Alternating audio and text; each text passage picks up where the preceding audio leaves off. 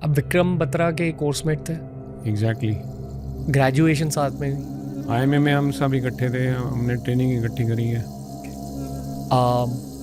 The legend of Vikram Batra says कि immediately after graduating from IMA उन्हें कारगिल में फाइट करने भेजा गया।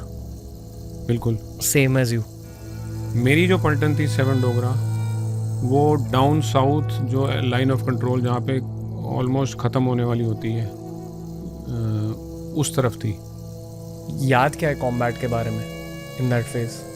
मेरी जो पोस्ट थी वो एक नदी के बीच में थी जिसका नाम मनवर तवी है। अखनूर का इलाका पड़ता है वो, और वो पर्टिकुलर पोस्ट के पास का जो गांव था उसको पलावाला बोलते हैं।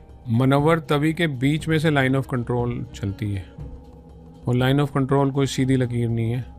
मेरे साथ एक जेसीओ और 29 अदर रैंक्स उस पोस्ट पे थे।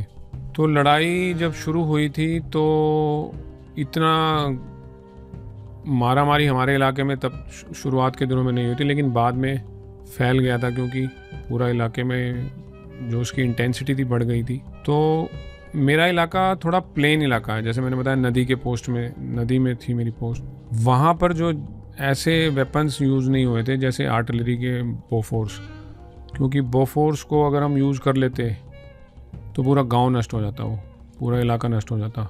क्या होता है बोफोर्स? बोफोर्स एक आर्टिलरी गन है, मतलब कि तोप है बहुत बड़ी। तो ऊपर के इलाके में,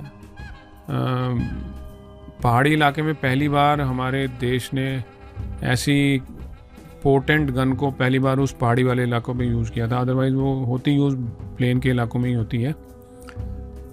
एक तरीके का ये पैराबोलिक ट्रेजेक्ट्री वाला वेपन होता है, जो कि बोफोर्स का अगर गोला कहीं गिरे तो 300 मीटर का दायरे में आप कुछ नहीं, सब नेस्तनाबूत हो जाएगा, सब मर जाएंगे। तो ये जो तोप खाना बोलते हैं, जिसको आर्टिलरी बोलते हैं, ये इसका काम होता है जब इन्फेंट्री किसी अटैक पे जाती है तो इन्फेंट्री से पहले जो एनिमी का इलाका है उसको थोड़ा सबड्यू करने का काम होता है। पहले एयरफोर्स अटैक करती है, फिर आर्टिलरी की फायरिंग होती है, फिर जब आखिरी के 100 मीटर के आसपास की जो वहाँ तक इन्फेंट्री पहुँचती है, उसके बाद इन्फेंट्री का दावा होता है। तो हमारे इलाके में बोफोर्स गन्स फायर नहीं हो रहे थे फॉर वैलिड रीज़न, क्योंकि अगर वो फायर करेंगे तो हम भी करेंगे। हमारे पास ही थी बोफोर्स गन, उनकी तरफ तो आर्टिलरी दूसरी थी। So none of the side was firing arty guns, तोप खाने से कोई गोला।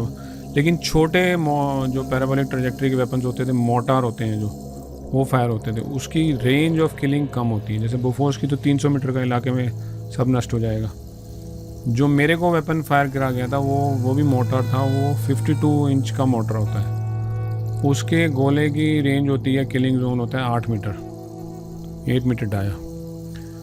तो मेरी पोस्ट को फायरिंग वायरिंग तो चलती रहती थी हर तरीके की, जस्ट टू डेटर और क्रॉस बॉर्डर, जो आजकल जिसको बोलते हैं ना, ये उरी पिक्चर बन गई जिसके ऊपर, ये आम चीज़ें हैं, पहले भी हुआ करती थी। ऐसा नहीं है कि कुछ नई चीज़ होती। क्रॉस एलसी ऑपरेशन चलते रहते थे। तो दुश्मन की तरफ से हमारी तरफ आके भी ऐसे ऑपरेशंस होते थे और हम भी उनकी तरफ जाके ऐसे ऑपरेशंस करते थे, और साथ में फायरिंग वायरिंग चलती रहती थी। तो काफ़ी नुकसान, सिपाहियों की जान भी गई, और काफ़ी नुकसान मौसम के कारण भी हुआ था, क्योंकि बहुत गर्मी थी। जून जुलाई का महीना, मई जून जुलाई का महीना, नदी की तपिश, रेतली तपिश, कोई पंखे वंखे या एसी तो बहुत दूर की बात है, लाइट तक नहीं होती थी। और तो जॉन्डिस के कारण मेरे बहुत सारे सिपाही बीमार होकर वापस गए थे। तो ये नेचर और दुश्मन दोनों का जोर पड़ा हुआ था। All the love to you sir, all the respect. Please return on the show, क्योंकि कॉन्वर्सेशन पूरी नहीं हुई है। That's all I ask. I would love to. I hope you had fun. God bless you, because you are doing a fantastic work. Not just you, brother, but your team.